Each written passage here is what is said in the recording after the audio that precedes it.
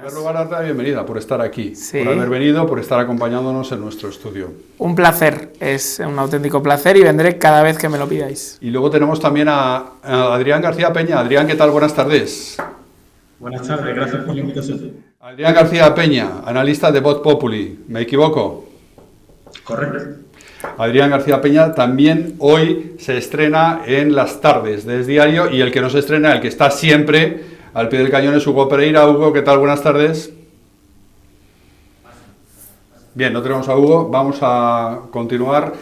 Hablaba Javier del decreto Ómnibus. Sí. Este decreto Ómnibus un poco retocado, o mejor dicho, bastante retocado, light, sigue manteniendo el tema de las pensiones, se mantienen otro tipo de medidas sociales, se mantiene también lo del palacete del PNV. La gran pregunta es, ¿cuál es el aro que le ha puesto Puigdemont a Sánchez para que salte y le dé el visto bueno al decreto?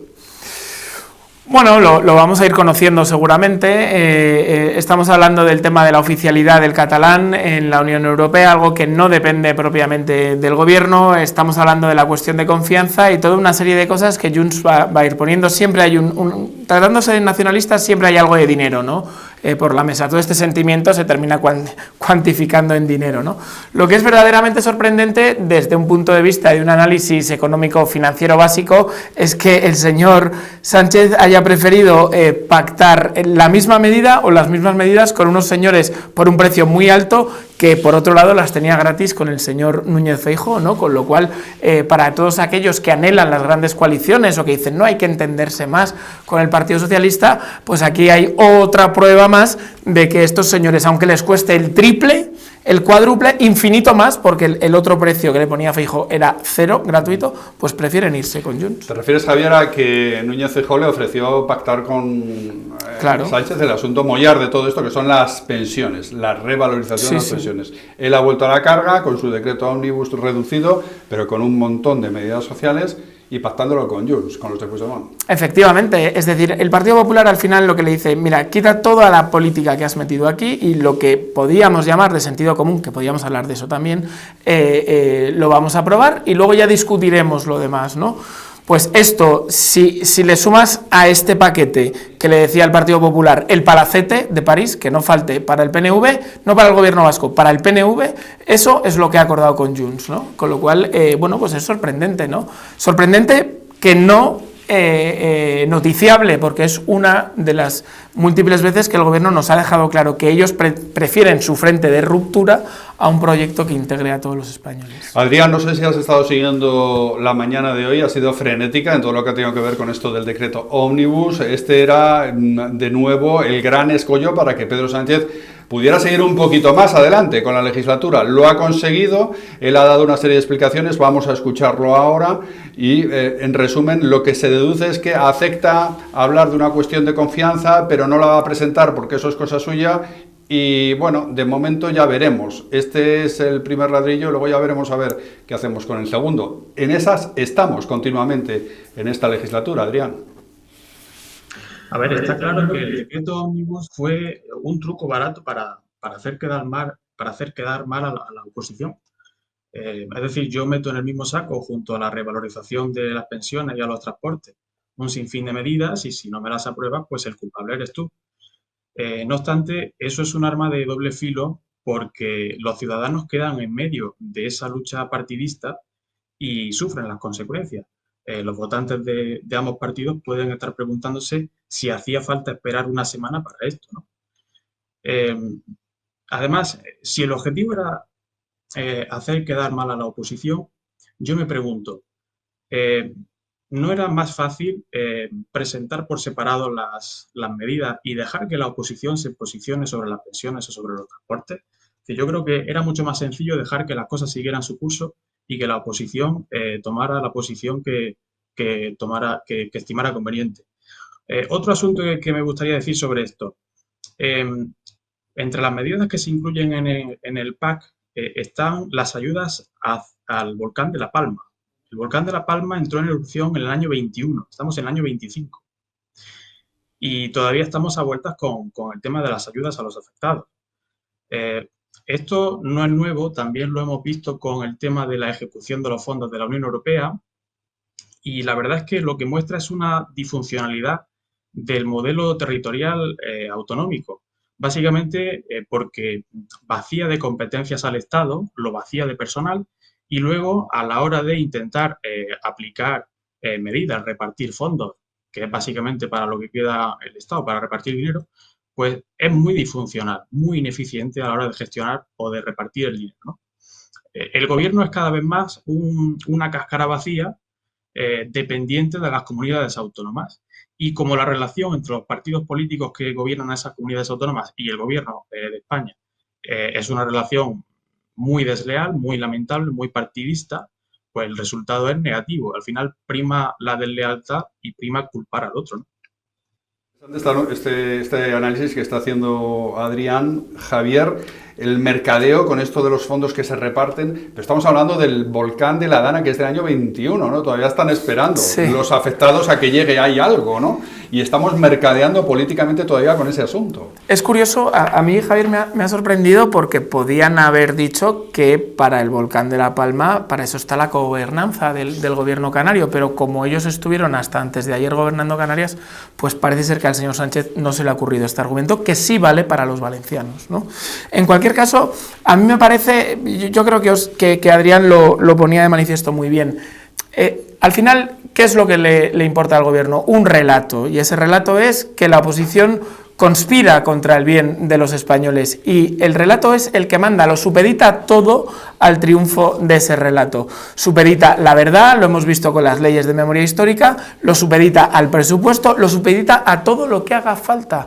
Entonces, en este caso, aquí había dos alternativas, insisto: sacar adelante este mismo decreto sin el palacete para el PNV gratis, o pagando un precio, contraviniendo, por supuesto, lo que le habrán dicho al señor Sánchez en Hacienda, sus expertos en la Unión Europea, porque le han dicho el tema del catalán nos va a costar dejarnos muchas plumas en la gatera, tal, todo esto, ya, pero ojo amigo, la carta del relato es lo que cuenta, con lo cual tiramos para adelante, ¿no? Hugo Pereira, en el medio de todo este asunto, la famosa cuestión de confianza y la ambigüedad de Pedro Sánchez cuando ha hablado sobre este asunto. ¿Qué es lo que ha dicho Pedro Sánchez? ¿Qué es lo que podemos sacar en claro de la moción de confianza o de la cuestión de confianza como moneda de cambio en la negociación del nuevo decreto ómnibus?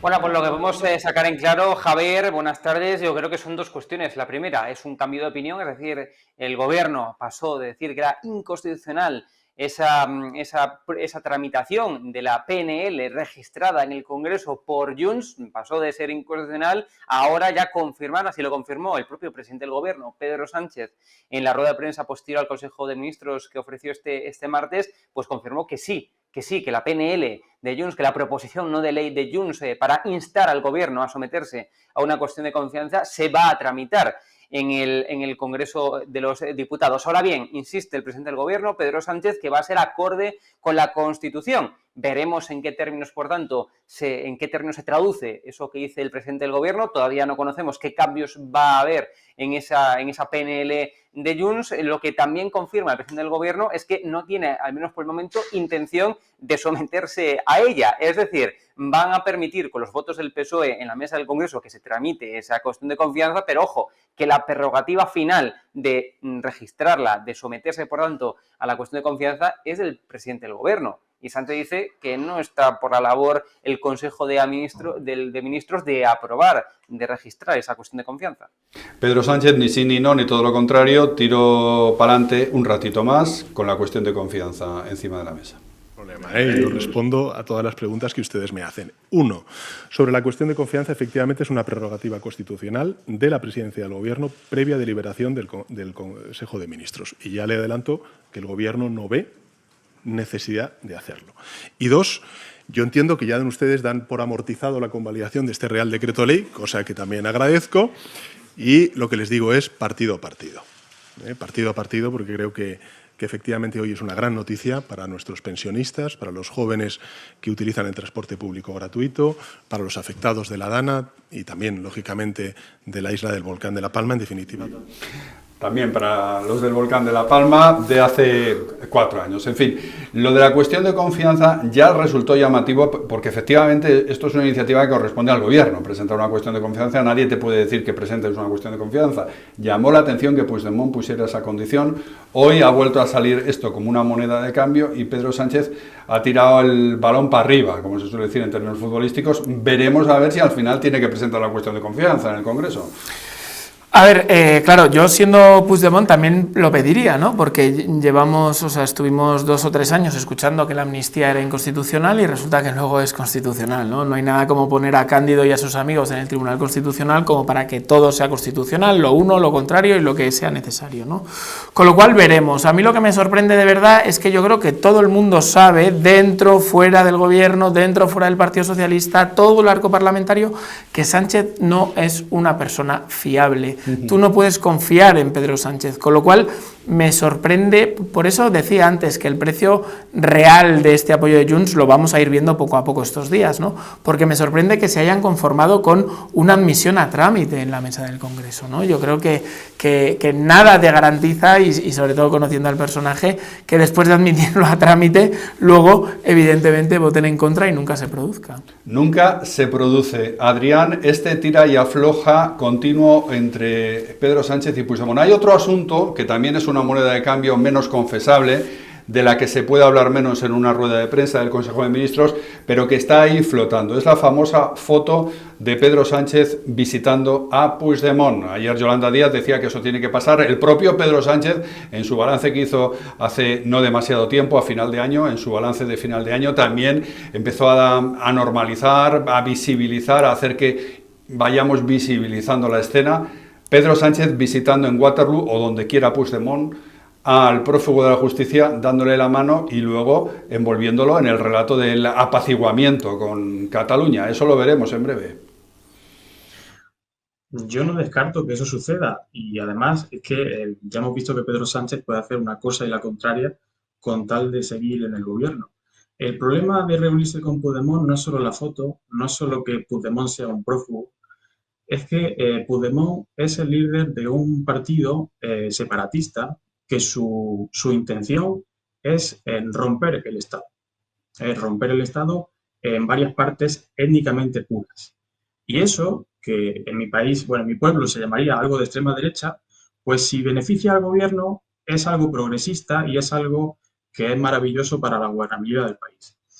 Y en definitiva, lo que yo creo que vamos a ver es a un Pedro Sánchez que va a tirar para adelante con lo que tenga a su mano, va a mantenerse en el gobierno, como ya avisó, con o sin la connivencia del Parlamento, y eso significa que seguirá tirando de decreto e intentará que le vayan aprobando cosa a cosa, como él ha dicho, partido a partido. Hugo Pereira, otro de los grandes